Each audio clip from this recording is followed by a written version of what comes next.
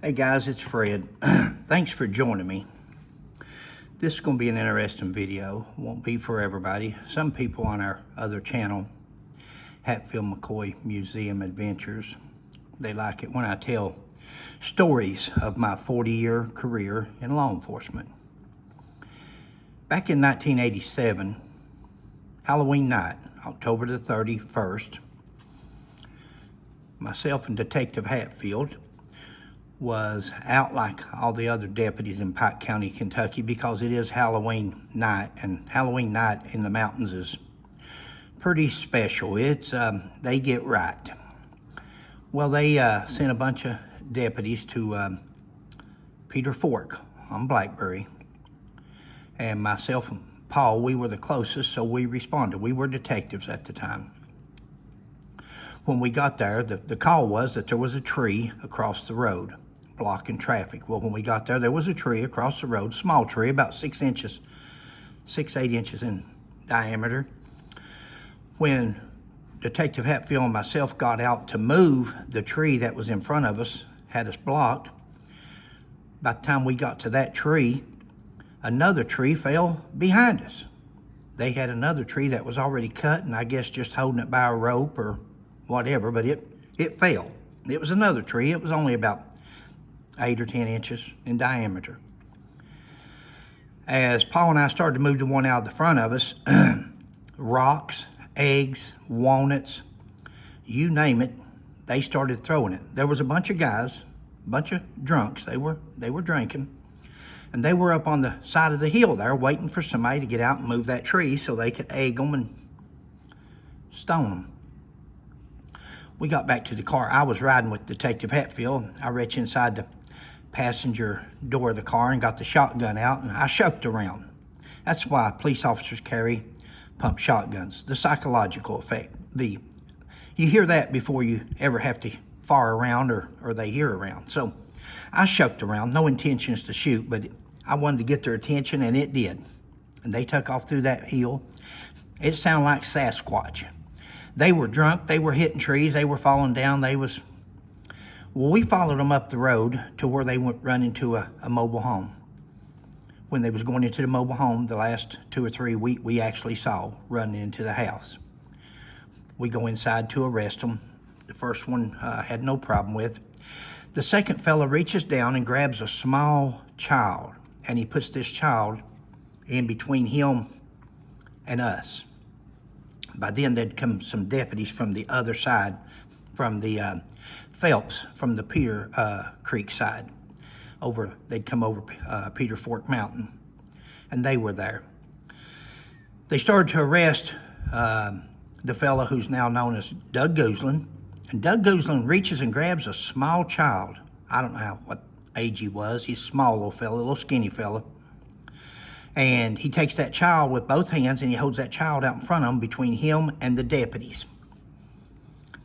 Deputies was trying not to hurt the child, trying to get to Mr. Gooslin, and it wasn't working, so myself and Paul Hatfield stepped in. I took the child from Mr. Gooslin. I reached it to Paul, Detective Hatfield, and he took the child over to the side and set him down.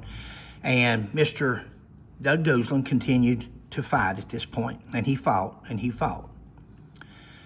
Now, I've said many a time, I don't blame officers. Officers have the power and the authority to use whatever force is necessary to effect the arrest. That's what I done. I fought back. I used to teach martial arts. I've never been afraid of fighting. I've fought full contact in the ring. I've done it. That doesn't mean I go out and beat people up. That's why I didn't beat people up. I was probably the lesser to harm anybody than anybody, because I could fight.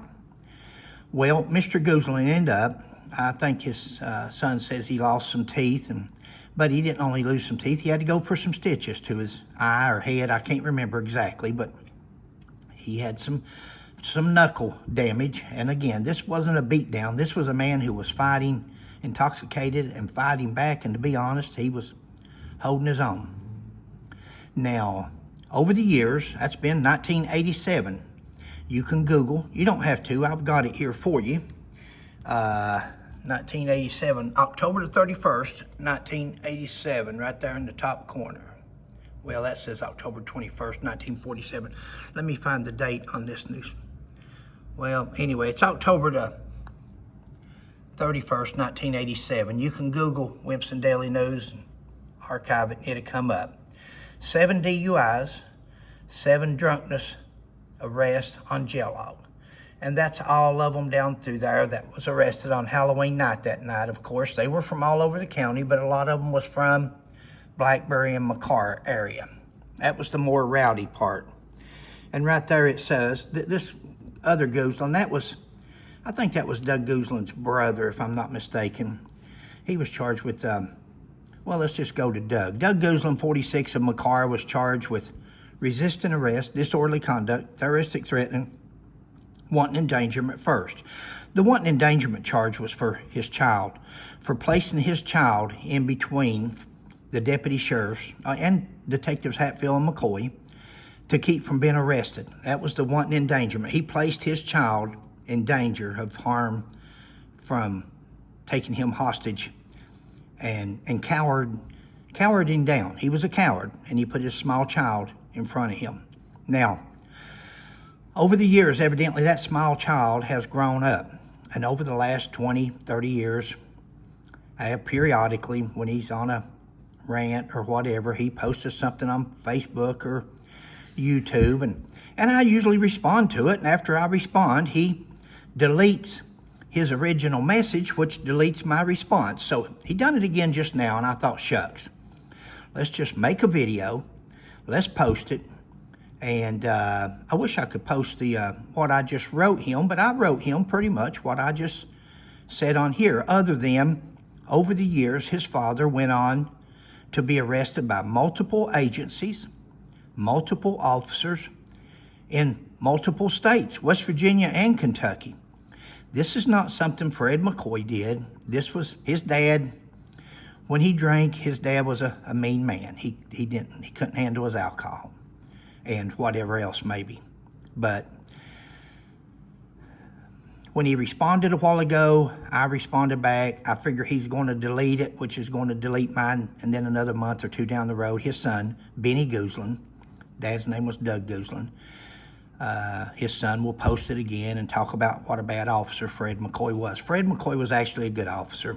Another officer would have taken a stick, would have taken a flashlight, would have taken whatever, because this man was fighting. All I used is my hands. Me and him, we boxed, we fought. And he was arrested. And after he was arrested and subdued, he was handcuffed, and no more strikes were thrown. This wasn't like the videos that I post on here where people's handcuffed people and beating the far out of them just because they didn't do what they said. This man here had taken his small child, besides being drunk, besides being disorderly, blocking the road, threatening and resisting, he had endangered his little son. Now, his little son evidently either didn't remember what actually happened that night, or through the years growing up, his father and mother have told him what happened and how bad it was and all this and that. I don't know. That's the extent of that arrest. That's the extent. I don't even remember what happened. We had a sheriff at the time in Pike County. In fact, we turned the sheriff in, myself and Detective Hatfield, for protecting drug dealers and allowing people to go free after we had arrested them. So I'm not sure whatever happened on this case. I've heard him make some comments as to what happened, and I guess a person could check the court docket and see. We finally turned the sheriff in for corruption and protecting drug dealers and dismissing charges without our permission or knowledge. And we wouldn't have brought these charges had we wanted them dismissed, so he done it illegally. And that's the extent of that. Sorry you've had to sit and look at a piece of notebook paper, but I couldn't hold this. This wasn't on my computer, so I had to do it like this. If you got any questions, put them below and I'll try to answer them. Benny, I don't know what to tell you, son. I don't know. If your life is that bad and you've blamed me for your whole life being that bad, then you ain't much of a man, because it looks to me like you're just looking for an excuse to not have accomplished nothing in life. Still time for you to get busy living and make something of yourself. My phone number is 606-669-0364. You can call anytime and I'll talk to you and explain to you what happened that night. The best I can remember. I'm almost 70 years old now, but that one there stands out. That's a case that stands out, but I think your old man was treated pretty good considering the way he was acting and the way he fought. So I hope this helps. Guys, thanks for watching. Other officers out there, please watch yourself. Don't, cuffs go on, hands come off. That way down the road, someday when you get ready to respond to somebody about something, you can feel good about it and know you're not trying to hide something and tell the truth. Again, the headlines up there explains it: 7 DUI arrests and 7 drunkenness arrests. It's Halloween night. Everybody was having a good time. There was about 8 or 10 of them or more.